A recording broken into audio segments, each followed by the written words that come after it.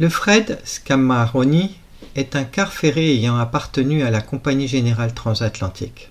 Construit de 1963 à 1965 au chantier naval des Forges et chantier de la Méditerranée à La Seyne-sur-Mer, il sera mis en service en juin 1966 sur les lignes entre le continent et la Corse. Le navire est cédé en 1980 à un armateur danois et navigue brièvement entre la France et le Royaume-Uni sous le nom de Nuit Saint-Georges. Revendu en Égypte l'année suivante, il est exploité sur les lignes vers la Jordanie puis est acheté en 1988 par Samatour Shipping Company. Il est rebaptisé Salem Express et affecté à une ligne Suez, Safaga en Égypte et Jeddah proche de la Mecque en Arabie Saoudite. Le ferry Salem Express a effectué son dernier voyage le 14 décembre 1991, partant de Jeddah pour Safaga, lors d'une croisière de 450 miles qui dure environ 36 heures. Le ferry avait l'intention de débarquer une partie de ses passagers à Safaga avant de continuer jusqu'à Suez. Le voyage a été retardé de 2 jours en Arabie Saoudite en raison d'une défaillance mécanique. La majorité de ces passagers étaient des travailleurs égyptiens qui rentraient chez eux en bateau pour des vacances. Au moins 150 passagers revenaient de pèlerinage à la Mecque. Le nombre exact de passagers a fait l'objet d'annonces variées. Certains témoignages indiquent qu'une fois que les passagers ayant réservé avaient embarqué à Jeddah, les portes étaient restées ouvertes et que les ponts supérieurs étaient pleins. Alors qu'ils s'approchaient de Safaga au milieu de la nuit par mauvais temps, le capitaine aurait délibérément changé la route du ferry dans le but de raccourcir le voyage. Le capitaine Hassan Moro pilotait le navire depuis 1988 et était connu pour ses raccourcis occasionnels. Arrivé à seulement 16 km du port, le ferry a heurté de plein fouet le récif corallien Al-Shir à 23h13.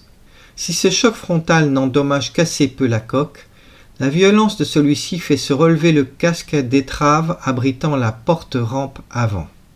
En raison de la hauteur des vagues, l'eau parvient à s'engouffrer dans le garage et à déstabiliser le navire qui commence à gîter sur tribord quelques instants après l'impact.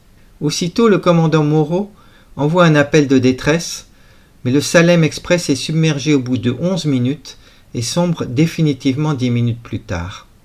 La majorité des passagers dormaient au moment de la collision et une partie ont été piégés à l'intérieur du car ferry. Certains membres de l'équipage sont descendus dans le navire pour frapper aux portes de cabine et réveiller les passagers, mais rapidement l'eau qui s'est infiltrée à l'intérieur du navire coupe l'éclairage. La vitesse du naufrage a provoqué la panique sur le pont et un seul canot de sauvetage et quelques radeaux sont descendus à la mer.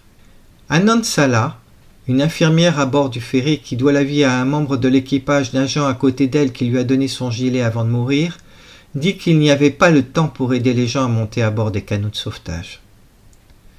Un survivant a trouvé un radeau dans l'eau après avoir passé 4 heures à s'accrocher une pagaie en bois avec 3 corps. Il y a aussi Ismaël Abd al-Hassan, un nageur amateur entraîné, qui se guidant sur les lumières de Safaga a rejoint la côte au bout de 18 heures dans l'eau, essayant de conduire 2 autres hommes en sécurité qui se sont accrochés à ses vêtements mais sont morts d'épuisement en chemin. Beaucoup de passagers ayant sauté à l'eau sont morts d'épuisement et de froid. En raison du mauvais temps et de problèmes administratifs, les sauveteurs n'ont pas pu rejoindre les lieux du naufrage avant 8 heures le dimanche 15 décembre. L'opération de sauvetage initiale sera lancée avec l'appui de l'armée égyptienne soutenue par des hélicoptères de la marine américaine et australienne. Des bateaux de pêche ou provenant des sites touristiques aident à repêcher les corps des noyés ainsi que 150 rescapés. Les tentatives de sauvetage seront arrêtées à la nuit en raison des conditions météorologiques et de l'obscurité avant de se poursuivre les 2 jours suivants. Dès le premier jour, les familles des victimes se sont rassemblées au port et ont attendu des nouvelles dans l'angoisse.